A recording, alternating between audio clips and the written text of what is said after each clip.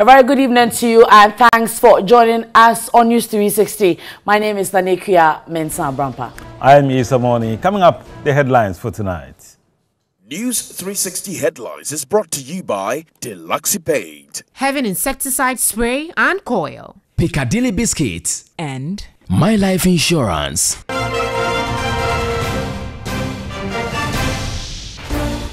In the headlines tonight, Tema, Shipyard and Drydock in sorry state. We bring you first part of a feature dubbed Cash Cow in the Bush. Commercial rice farming to go down drastically in the Upper East and Northeast regions next farming season. We will tell you why.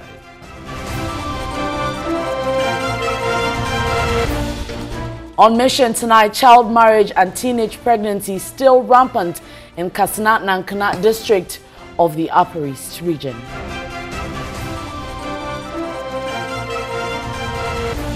And death toll from violent protests against new citizenship law in India risen to 6.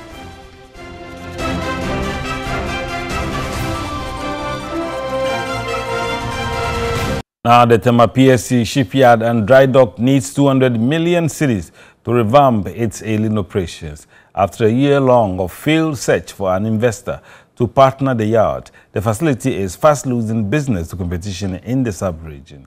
In this first part of a feature dubbed Cash Cow in the Bush, Josephine Antwi-Adjei tells how much the country is losing owing to extreme neglect of the national asset. Engineer Sunday Okoro is a Nigerian ship owner and a client to the Tema PSC Shipyard and Drydock. This is his fourth time this year of coming for a ship repair. He came in with a tug vessel used for towing oil tankers in Niger Delta in Nigeria. Engineer Sunday tipped the yard for its quality work but is worried about failure to meet deadlines. The people are doing well, but I think they still need to improve their machinery so that at least the efficiency will be stepped up. The yard has just received a tug vessel from Nigeria. It's going to be here at the Drydock for 14 days, but it has already spent 3 days here. We have about 40 workers who will be executing various activities on the vessel. The Tema PSC Shipyard and Drydock was established in 1965 by the late Dr. Kwame Nkrumah during the construction of the Tema Harbour to provide ship maintenance and repairs, undertake oil and gas industrial services, civil engineering, fabrication and shipbuilding. But that cannot be said of it today. The three major facilities at the yard are in a sorry state. The plate workshop, where all metal and rolling works were done, had gathered dust and rusting away. At the fabrication workshop, louver blades have all broken and roofs of the building ripped off, leaking badly. This shop is purposely made for the blasting. So a machine that has been blasting the plates, they normally use it for plates. And now it's not working for about 15 years now. And because of that, the job goes slow. And now we are using mobile machine. So we use a blasting pot to blast now. So if you blast, you have to turn it over before you blast again. But with this machine, if the plate passes, you blast it once and for all. The assembling block, though also in a bad shape, is in use. These wooden structures are restrooms for the workers. The welding shop has a few new equipment worth 15 million cedis, which were procured by the Ghana Ports and Harbours Authority, GPHA, and that is what workers used to undertake the offshore welding activities. The Tema PSC Shipyard, which had a workforce of over 1,000, now has only 280 workers. Since the year 2000, the yard has gone through turbulent times, including union rivalry and financial dwindling. The yard in 2015 was indebted to the National Social Security and Insurance Trust, SSNIT, owed workers' salaries as well as clients to the tune of 5.4 million cedis. Ghana, which used to rake in huge revenue from vessel calls from the Gulf of Guinea, is now making losses. These downside cranes are not working. They've broken down.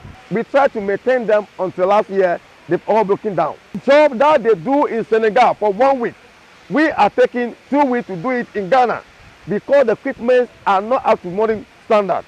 The operations of the yard was handed over to the Ghana Ports and Harbours Authority in 2016 under the leadership of Captain Francis Kwesi Maika.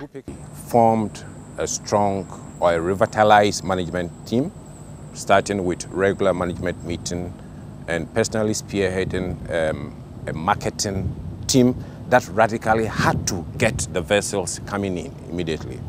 The finances were in a very bad shape, of course, because vessels, this facility totally depends on internal generated funds, and things were in the negative. Vessel calls began to improve from a low of 6 to 16 in 2017 and was able to back 25 million cedis for that year. The facility, which was under the management of GPHA, has now been taken over by government again. In 2018, the yard raked in 38 million cedis with 34 vessels calling. It was awarded International Organization Standardization ISO compliant, certifying the yard can enter the global market, but its current state would not permit it. Several attempts have been made by government to get an investor to revamp operations of the shipyard.